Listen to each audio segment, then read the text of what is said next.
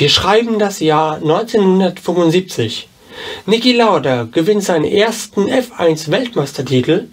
Teach-In gewinnt am 22. März in Stockholm mit dem Lied Ding-a-Dong für die Niederlande die 20. Auflage des ESC.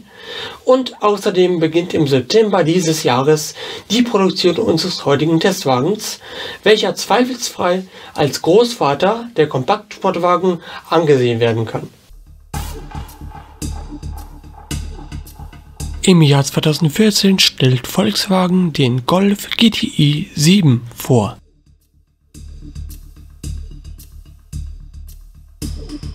Er ist flacher, sportlicher, dynamischer. All dies ist der Golf 1 heutzutage nicht mehr. Oder vielleicht doch?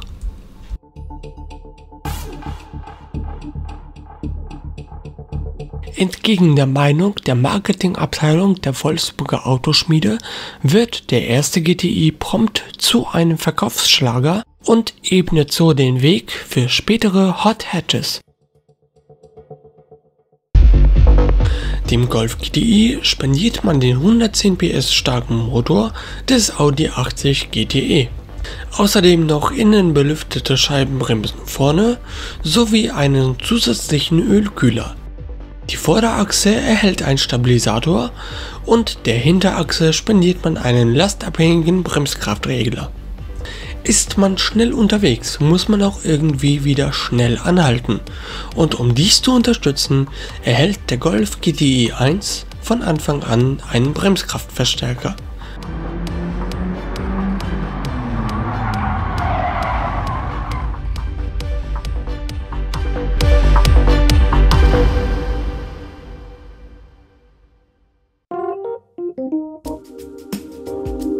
Der Golf GTI 1 macht vieles anders, auch in puncto Innenraum.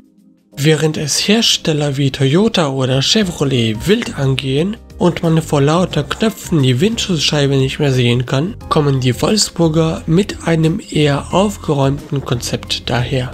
Die wichtigsten Bedienelemente sind in Griff, Höhe und Reichweite des Fahrers und alles ist so angebracht, dass man es auf Anhieb findet. Wie man es von den deutschen Autobauern gewohnt ist, haben auch die Wolfsburger ihrem kleinen GTI ein paar unverwechselbare Merkmale verpasst. Der Schaltknopf ist, wie sollte es auch anders sein, als Golfball gestaltet.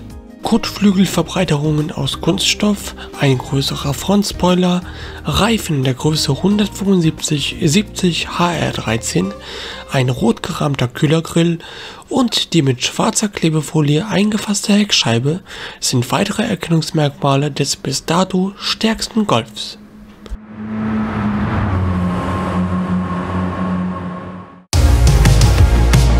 Ausgestattet mit der mechanischen Einspritzanlage K-Jetronic von Bosch, dem bereits erwähnten 1,6 Liter Motor und 110 PS bei einem Leergewicht von 810 Kilogramm, kann der Wolfsburger gut mit den Fahrleistungen der Konkurrenz wie Ford Escort RS und Opel Kadett GT respektive GTE mithalten.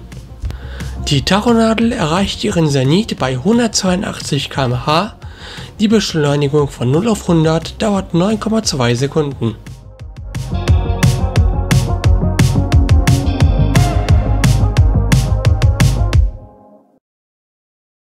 Der GTI war zweifelsohne ein schnelles Auto, doch wie würde er sich heute, knapp 30 Jahre später, gegen seinen Bruder der 7. Generation schlagen?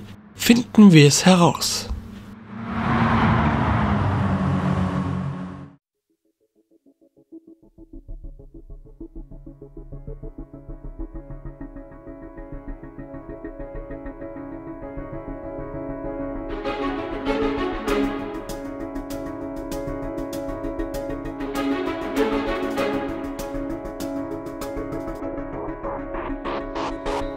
Das ist die Route X, ein insgesamt 30 Kilometer langes Oval, welches zum Testen von Höchstgeschwindigkeiten und Beschleunigung ausgelegt ist. Die ideale Strecke also, um unser kleines Rennen durchzuführen.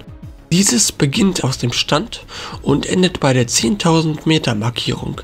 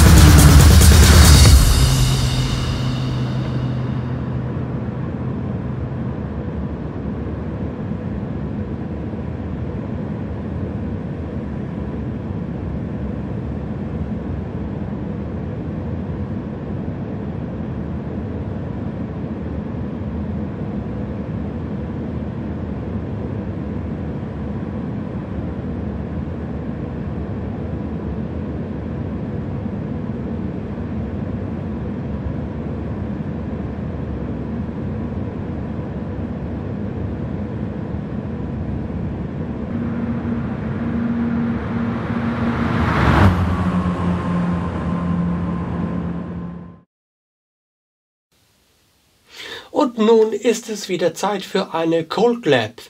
Diesmal aber nicht mit dem von uns heute getesteten Wagen, sondern mit einem Modell, welches für den US-Markt bestimmt ist, dem VW Rabbit. Aber hierbei unterscheidet sich zum Glück nur die Optik. Der Motor ist dasselbe wie beim GTI. Und nun viel Spaß. Und los geht's. Diesmal mit weniger Rauch, aber dafür mit mehr Gummi.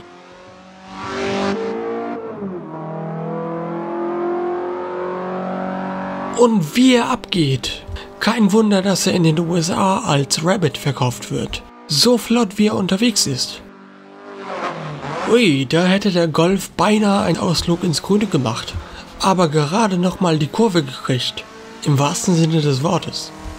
Weiterhin sehr flott unterwegs.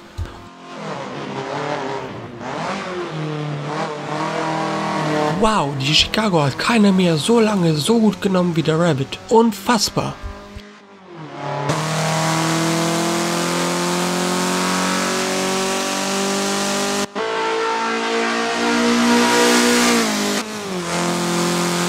Gut, sehr gut.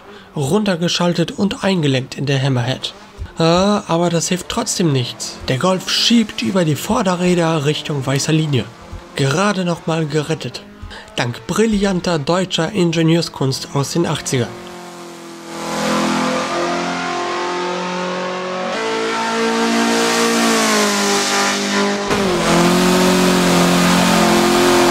Die Follow-Through sieht gut aus. Am Reifenstapel vorbei. Und jetzt kommen die beiden entscheidenden Kurven für eine gute Endzeit. Mit sehr viel Tempo eingefahren in die Kurve. Und da kommt er fast von der Fahrbahn ab. Jetzt die Gambin. Oh, und da kommt er von der Fahrbahn ab und hoppelt über die Ziellinie. Und der Golf hat es geschafft in 1:48,4. Ja, wenn das so weitergeht, dann können wir bald anfangen von unten zu zählen. Dann wäre der Golf nämlich statistisch gesehen auf Platz 1. Von hinten.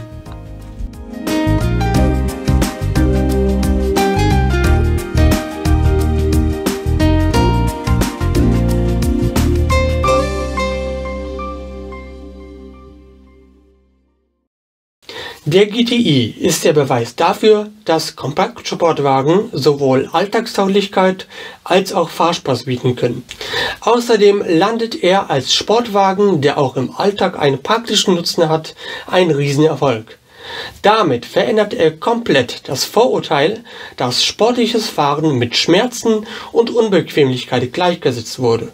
Hier war der Startpunkt für über 30 Jahre an GTI-Geschichte.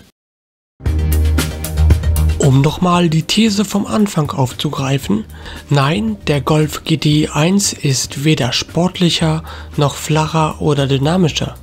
Dafür ist er zeitlos, robust und zuverlässig. Ein Auto, mit dem man nichts falsch machen kann und welches trotzdem sehr viel Spaß macht. Dafür braucht es weder Windschnittigkeit noch Design.